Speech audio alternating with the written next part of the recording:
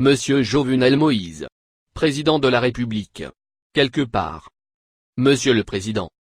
Vous me pardonnerez cette incartade mais, je suis sincère en me refusant à vous situer au Palais National puisqu'il se dit qu'en situation de crise extrême, c'est à votre résidence que vous avez envisagé de recevoir les acteurs qui pourraient, avec vous, trouver une ébauche d'issue à la crise dont vous êtes, en réalité, le seul responsable. Par action ou par omission. En situation de crise, Monsieur le Président, le chef de l'État se doit d'être à son poste flanqué de son état-major. À moins que la situation présente ne soit pour vous qu'une désagréable plaisanterie. Pourtant, il semble que vous ne la preniez pas à la légère. Puisque, selon ce qui se dit dans le Landerneau, vous auriez fait venir le magicien Sola pour la bagatelle somme de 2 millions de dollars américains pour vous aider à communiquer plus intelligemment. Si le montant est correct, je vous suggère, Monsieur le Président, de bien vérifier la provenance de ces fonds parce que dans la situation qui est la vôtre mais, plus gravement, celle de ces milliers de fonctionnaires qui ne peuvent recevoir leur salaire, sortir 190 millions de gourdes pour tenter de faire du replâtrage à vos bêtises serait une imprudence du genre abs sous clou. Le blanc c'est tout. Vous ignorez, peut-être, Monsieur le Président, que vous auriez pu trouver, localement, mieux que cela. Vous ne savez pas que le vrai handicap à votre système de communication, avec des techniciens haïtiens et votre seul entêtement à toujours vouloir jouer à Monsieur je sais tout sans humilité ni respect pour des professionnels qui ne demanderaient qu'à vous aider avec zèle et savoir-faire. Mais, comme, avec eux, vous ne pouvez être que dans le style le président a parlé, point barre, leur talent s'amenuise à vos yeux jusqu'aux frontières de l'insignifiance. Avec cela pourtant vous êtes bien docile. Pour son talent, avec raison, pour son ignorance de certaines subtilités de la culture haïtienne et des 1000 nuances de gris de la politique d'ici, vous avez eu tort. Sola le prestidigitateur. Pour son entrée en scène, votre magicien a sorti le grand jeu, dans un séquentiel presque brillant mais, un peu précipité, à mon goût. A. Il obtient un déplacement d'une délégation de l'OEA qui viendra donner des ordres à vos opposants le 19 juin 2019. B. Dans cette perspective il fait annoncer par les PAHTKistes une manifestation de soutien le 18 juin donc, la veille. C. Le matin du 18, il vous dicte le plus intelligent tweet que vous n'avez jamais fait. De peu on aurait cru à la réincarnation de Nelson Mandela en votre humble carcasse. D. Il planifie et obtient le plus bel espace, l'invité du jour de Vision 2000 avec la vedette la plus convoitée dans l'ère matinale d'Haïti. E. Il planifie et fait exécuter par des gueulards baptisés pour la circonstance escouade démocratique un scénario pour montrer que vous pouvez jouer les bras forts si nécessaire.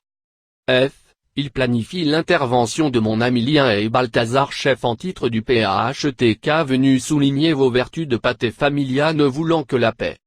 G. Plus que la voix posée et rassurante de Lien et, le subtil et malicieux contenu de son discours, depuis plus de 8 mois. Les Gilets jaunes demandent, en France, le départ du président Macron, il est toujours là. De peu il en aurait dit pareil pour le président Trump. En vérité, Monsieur le Président du Grand Art, un presque sans faute. Mais, des doutes et des couacs. L'OEA a une mauvaise réputation en Haïti.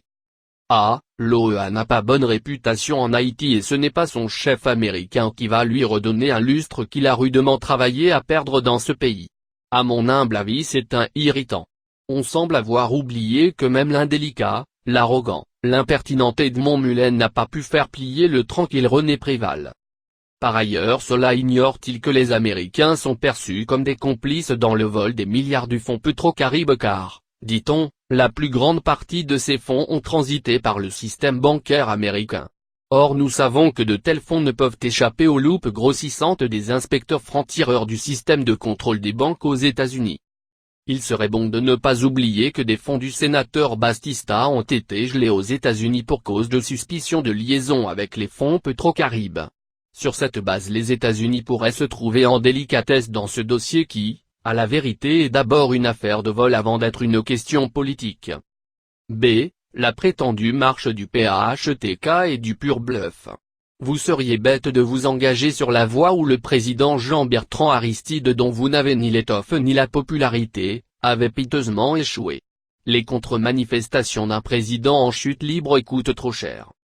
Éric Jean-Baptiste, Premier ministre raté. C. Choisir Éric Jean-Baptiste qui est un apprenti en politique et le propulser en première ligne est une erreur grossière. Éric Jean-Baptiste a menti en parlant d'amnistie. J'ai rencontré ces messieurs jeudi dernier. La signature par leurs interlocuteurs de leur proposition est trop importante pour risquer d'y introduire une telle clause. Éric Jean-Baptiste est un présomptueux qui pense et dit que des acteurs politiques pourraient accepter de se réunir à ses frais. C'est mal connaître les politiques haïtiens. Éric Jean-Baptiste est un novice indélicat. En effet, comment peut-on être chef de parti politique et rapporter en public une discussion politique avec des gens avec qui vous avez accepté de vous asseoir en les traitant de chats dans le sens créole du terme? Éric Jean-Baptiste est un pâle et irrespectueux défenseur. Savez-vous monsieur le président ce qu'est un rongeur? Eh bien vous êtes un rat pour votre émissaire. Si vous aviez l'intention de faire de lui un Premier ministre, c'est raté. Qui pourrait, désormais, échanger avec lui, en toute confiance, sur des questions politiques. Malgré tous ses efforts, Valérie Numa a pu le tirer de la piste totalement bête sur laquelle il s'était engagé. C'est à croire, monsieur le président, que vous avez vraiment un devin KO accent grave d'. Bon courage malgré tout. Vous vous battez avec l'énergie du désespoir pour garder un bien que vous avez vous-même jeté à la poubelle. Je vous avais dit non pourtant. On n'engage pas une guerre quand on n'est pas encore prêt. Vous ne n'étiez pas prêt hier, vous ne l'êtes pas aujourd'hui et, vous ne le serez pas demain. Je sais que vous êtes un bouclier pour beaucoup de gens et tout le monde le sait. Les pétro-challengeurs les premiers. Vous avez l'espoir de mettre en place un gouvernement. Avec des amis ou une bande de sans-famille. Il est tard, très tard et, déjà trop tard monsieur le président. Vous savez comme beaucoup de gens en Haïti que je tarde beaucoup à me prononcer de manière si catégorique sur ce genre de sujet mais, quand vous m'avez entendu le dire le samedi 2 juin à Ramaz, je sais que vous savez que le compte à rebours a bien commencé. Pensez à faire ce qu'il faut de manière ordonnée. La journée du 18 juin aurait pu être pour vous une belle journée, mais, c'est raté monsieur le président. Colonel Humble et Rebut.